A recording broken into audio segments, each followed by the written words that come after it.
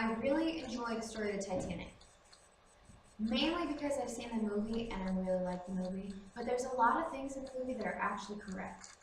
There are some things, though, that are not mentioned. The Titanic was a part of a cruise lining company called White Star Liners, who was in competition with the British cruise liner company called Cunard. Cunard built the Lusitania and the Mauretania.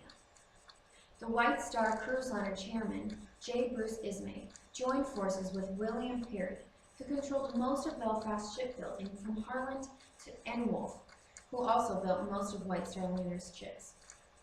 Ismay and Perry planned to build a class of large liners known for luxury rather than speed. The two other ships along with the Titanic were built.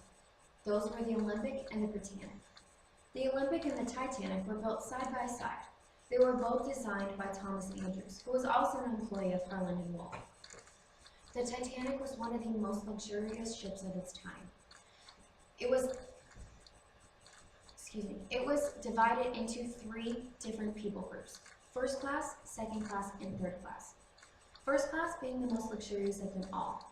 They were able to enjoy a dining saloon, a pool, a gymnasium, barber shops, clothing stores, and 4 elevators, tons of stuff like that you just couldn't imagine in that time. The second class experienced a lot of what you would see in another cruise liner for first class. And third class was modest, but it was still comfortable. So Titanic was very luxurious, but we all know that it did not make it to its final destination. And a few of the reasons why that happened were, first of all, it was made up of 15 watertight compartments. These were called the bulkhead. The bulkhead were the walls that in the hull of the ship that divided each room and compartment.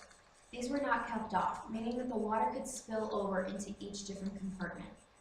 It was said that 4 of them could flood and the Titanic would still float. That's why it was deemed the unsinkable ship. We all know that it sank. Another flaw of the Titanic was that it only had 16 lifeboats, along with 4 other collapsible lifeboats. These altogether fully loaded, could only carry 1,178 passengers. The Titanic was holding 2,240 along with its crew. These ships, loaded, could carry 65 men. But when the Titanic started to sink, these boats, they left with only about 28 people, some of them only a handful. So if these were fully loaded with all these people, they would have only saved 1/3. An interesting fact, though, is that 16 exceeded the amount that the British liners would have been carrying. So on April 14th at approximately 11:30, the Titanic was sailing smoothly, calm seas, no moon, but it was nice out. They weren't expecting anything. They had been told from other liners that there were some sightings of icebergs, but they thought they were okay. A lookout was watching and they saw an iceberg straight ahead, so he rang the warning bell. They immediately reversed the engines and they turned the ship sharply. It grazed the top of the iceberg, leaving some ice on the front of the deck. They thought that everything was okay. They thought that that's all that there was. But what they didn't know was that underneath, the iceberg reached out and it cut a 300-foot long gash way below the waterline of the Titanic.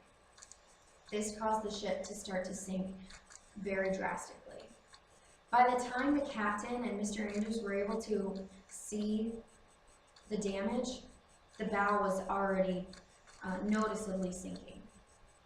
Mr. Andrews did the calculations and he believed that the Titanic was only going to float for about an hour and a half, which in reality it lasted a little under 3 hours.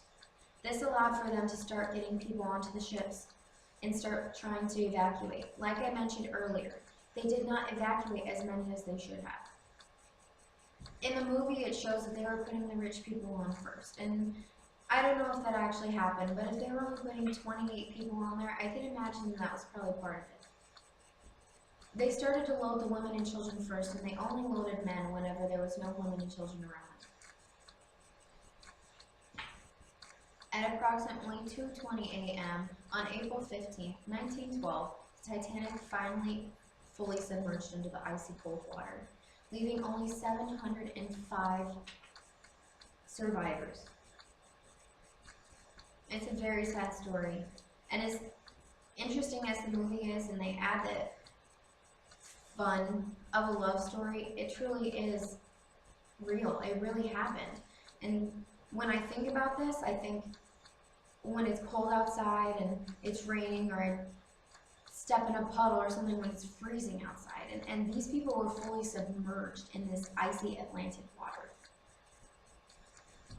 It's just really sad. And it's sad, but I like the story. Anyways, I hope that this helps you better understand what happened to the Titanic. Thank you.